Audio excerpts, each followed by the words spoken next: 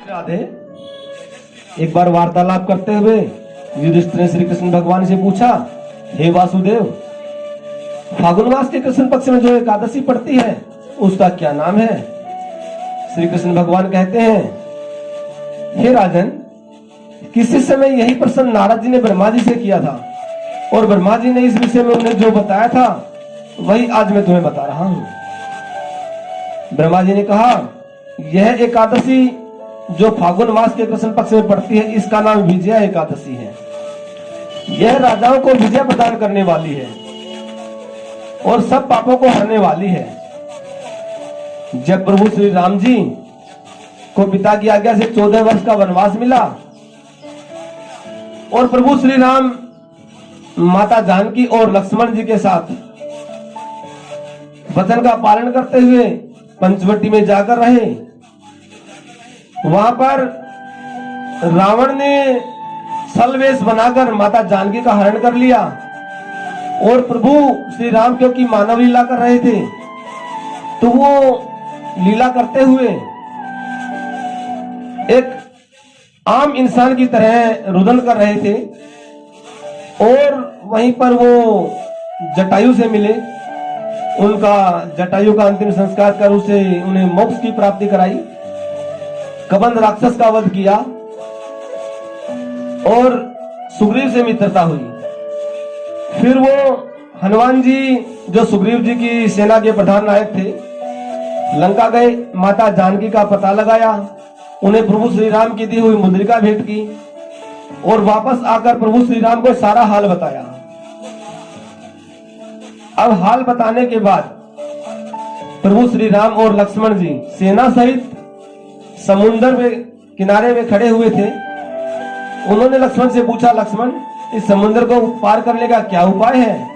लक्ष्मण जी हंसकर कहते हैं, हे प्रभु, आप पुराण पुरुषोत्तम हैं, मर्यादा पुरुषोत्तम हैं। हे प्रभु, इस विषय में मैं क्या बताऊं? अगर आप चाहते हैं तो इसी द्वीप पर दालभ्य ऋषि रहते हैं और उन्हीं का आश्रम है, आप जाकर उन्हीं से पूछें। प्रभु श्री राम दालभ्य ऋषि जी के पास जाते हैं और उन्होंने पूछा कि हे महर्षि, यह समुद्र अगाध जल जंतुओं से भरा हुआ है, मुझे आप कोई ऐसा उपाय बताइए कि जिससे समुद्र के जंतुओं को भी हानि ना हो और हम बड़ी सुगमता से इसे पार करके लंका तक पहुंच जाएं। अब महर्षि ने बताया कि अभी फागुन मास में विजया नामक एकादशी आने वाली है, आप उसका विधि विधान के साथ व्रत करें, क्योंकि किसी भी कार्य को करने के लिए एक विधान होता है और जब हम उस विधान से ही उस कार्य को करते हैं तो हमें पूर्ण फल की प्राप्ति होती है। जैसे कहते हैं, इस व्रत का विधान ऐसा है कि 10वीं तिथि को आप नियम पूर्वक संयमित रहकर एक कलश स्थापित करें। कलश आपकी श्रद्धा के अनुसार सोना, चांदी, तांबा, पीतल अथवा मिट्टी का हो सकता है। उसे जल से भरें, उसके ऊपर पंच पल्लव स्थापित करें और उसके ऊपर सप्त धान्य से भरा हुआ कोई बर्तन रखें और उस पर श्री हरि विष्णु भगवान का विग्रह, प्रतिमा उसको स्थापित करें और फिर एकादशी की तिथि के दिन अपने नित्य कर्म से निवृत्त होकर, शौच आदि, स्नान आदि से निवृत्त होकर प्रभु श्री हरि नारायण का पूजन करें। घी का अखंड दीपक जलाएं। उस दिन आप दीपदान का बहुत महत्व है। उस दिन आप पूरा दिन, एकादशी के दिन अखंड दीपक जलाएं जो द्वादशी सुबह तक जलता रहे और रात्रि को वहीं पर बैठकर आप परिवार सहित जागरण करें। सूर्योदय होने पर द्वादशी तिथि के दिन भगवान का पूजन करें और कलश और उस देव प्रतिमा सहित उसका दान वेद वेता ब्राह्मण को कर दें और अपनी श्रद्धा के अनुसार उन्हें दक्षिणा द्रव्य आदि देकर संतुष्ट करें, तो आपको विजय की प्राप्ति होगी, इसमें कोई संदेह नहीं है।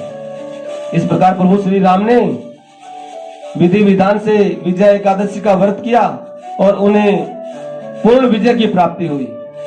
अगर हम आज के मानव भी ये चाहते हैं कि हमें हर कार्य में सफलता मिले, हम जहां पर जाएं तो हमें विजय प्राप्ति हो, तो हमें भी पूरे विधि विधान के साथ इस व्रत को अवश्य करना चाहिए।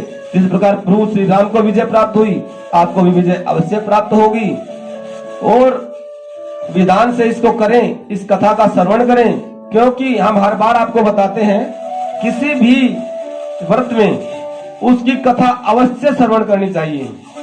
अभी शिवरात्रि आ रही है 26 तारीख को, तो उस दिन भी आप शिवरात्रि की कथा का श्रवण अवश्य करें।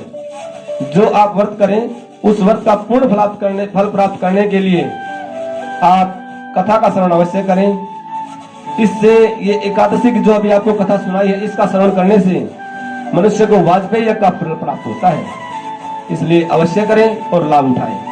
जय जय श्री राधे, जय जय श्री राधे। देवी महाराज जी के श्रीमुख से कथा प्रसंगों एवं विशेष उपाय को जानने के लिए महाराज जी के YouTube चैनल को लाइक, सब्सक्राइब और शेयर करें और बेल आइकन अवश्य दबाएं।